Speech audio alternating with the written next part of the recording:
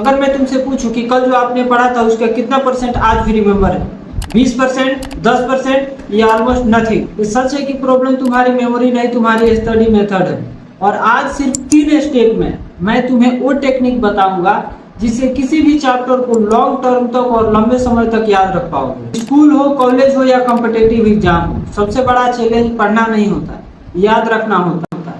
सो चलो डायरेक्टली हम लोग 3 स्टेप पे आते हैं। स्टेप नंबर 1, दिमाग उस चीज को ज्यादा याद रखता है जिसका अर्थ क्लियरली समझ में आता है। अगर तुम बिना समझे लाइन रटोगे तो एग्जाम से पहले सब मिक्सअप हो जाएगा और जो चीजें तुम्हें पहले से याद है वो भी भूल जाओगे। आइए इसको एक एग्जांपल से समझते हैं। अगर आपसे कोई पूछे कि फोटोसिंथेसिस क्या है तो आपको ये पता होना चाहिए कि फोटोसिंथेसिस का मतलब क्या होता है, फोटोसिंथेसिस का यूज कहाँ पे होता है। सिर्फ लाइन रटने से नहीं होगा, समझ विकसित करना पड़ेगा। स्टेप नंबर 2, ये सबसे पावरफुल टेक्निक है। जो भी आप पढ़ते हो, पढ़ने के तुरंत बाद एक सादा पेज उठाओ और एक कलम उठाओ और सोचो कि आपने अभी तक पढ़ा क्या है।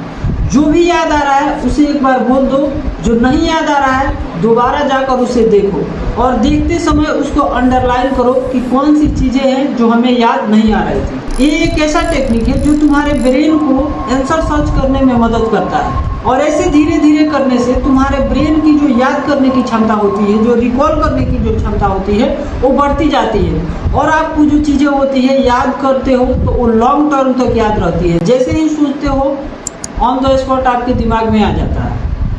तो सबसे अच्छा मेथड है कि किसी भी चीज़ को पढ़ते हो, कॉपी हो या किताब हो, बंद करो और उसे आंख बंद करके ये सोचो कि जो हमने पढ़ा था वो हमें याद आ रहा है कि नहीं, कौन सी चीज़ें भूल रहे हैं और कौन सी चीज़ें याद आ रही है। जो याद आ रही है उसे छोड़ दो, जो नहीं याद आ रही है उसे एक बार और देखो और उसे अंडरलाइन करो। स्टेप नंबर 3, एक दिन 5 बार पढ़ने से बेटर है कि रोज थोड़ा थोड़ा करके रिवाइज करो।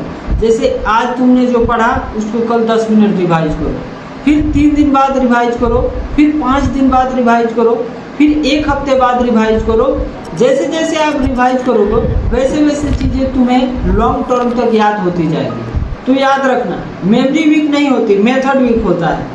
बस तुम्हें 3 स्टेप फॉलो करो, समझो, बुक बंद करके रिकॉल करो और राइट टाइम पे रिवीजन करो। अगर तुम्हें 3 स्टेप लगातार फॉलो करते हो तो तुम्हें खुद ब खुद नोटिस होगा कि तुम्हारी पढ़ाई जो है वो इजी लगने लगी है और चीज़ें तुम्हें याद होने लगी है। क्योंकि एक टॉपर और एवरेज स्टूडेंट में इंटेलिजेंस का डिफरेंस नहीं होता है, उसके स्ट्रेटजी में डिफरेंट होता है।